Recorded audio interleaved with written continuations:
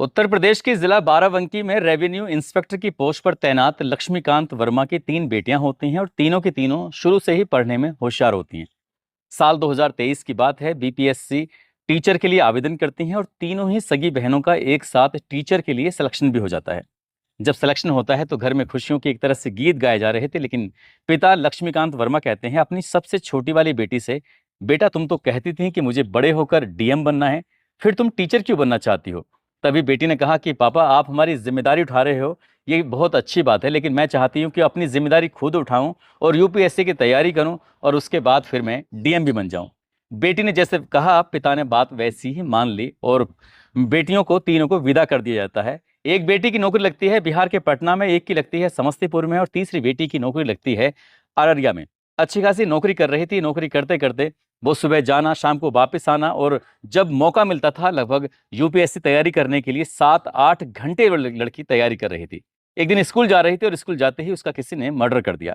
जब कत्ल होता है तो उस कत्ल की गूंज ना पूरे बिहार प्रदेश में बल्कि उत्तर प्रदेश में भी फैल जाती है। लोग ये सोचने पर मजबूर हो जाते हैं कि एक बेटी जो डीएम बनना चाहती थी, आखिरकार उसका दुश्मन कौन क्यों बन गया, जबकि वो किसी से मतलब नहीं रखती थी, जबकि उसका कोई दोस्त नहीं था, जबकि उसकी किसी से कोई दुश्मनी नहीं थी। आज की इस कहानी से यही पता करने की कोशिश करते हैं कि आखिरकार उसका कत्ल क्यों होता है और कत्ल के पीछे की जो वजह थी वो वाकई अपने आप में बड़ा आश्चर्यचकित करने वाली थी, लोगों को हैरान करने वाली थी।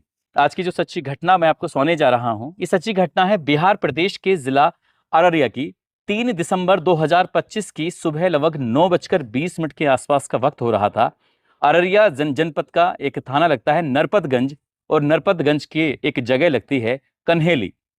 कन्हेली के पास शिव मंदिर है और शिव मंदिर के पास ही बाइक पर दो लड़के बैठे हुए थे काफी देर से, और इसी बीच में एक टीचर वहां पर आती हैं और टीचर जैसे ही आ रही थी तो उस बाइक पर बैठे हुए एक लड़का रुकता है। रोकने के बाद मैडम को इशारा करता है। इशारा करने के बाद मैडम से कहता है कि मैडम आपसे कुछ बात करनी है। अभी इनकी बातचीत का सिलसिला शुरू ही हुआ था, कुछ कहने वाले की स्थिति में थे कि उसने एक हथियार निकाला और उसके बाद एक 3 गोलियां मारता है टीचर को और टीचर एकदम से जमीन पर गिर जाती है। लेकिन ये सब जो पास में खेतों में काम कर रहे थे, बहुत दूर से एक व्यक्ति की नजर पड़ जाती है। कुछ उसने ऐसे ही सीन देखा था और वो दौड़ता हुआ मौके पर पहुंचता है। जाकर देखता क्या है कि जो टीचर है वो खून से लथपथ पड़ी हुई थी और जो बाइक पर सवार थे वो वहां से मौका पाते ही भाग जाते हैं।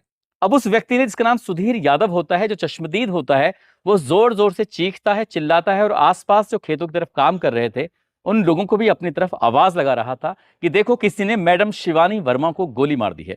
इतना कहना था। ये आवाज अब कन्हेली तक पहुंच जाती है, खेतों तक पहुंच जाती है, जहां जहां तक ये चीख पुकार थी।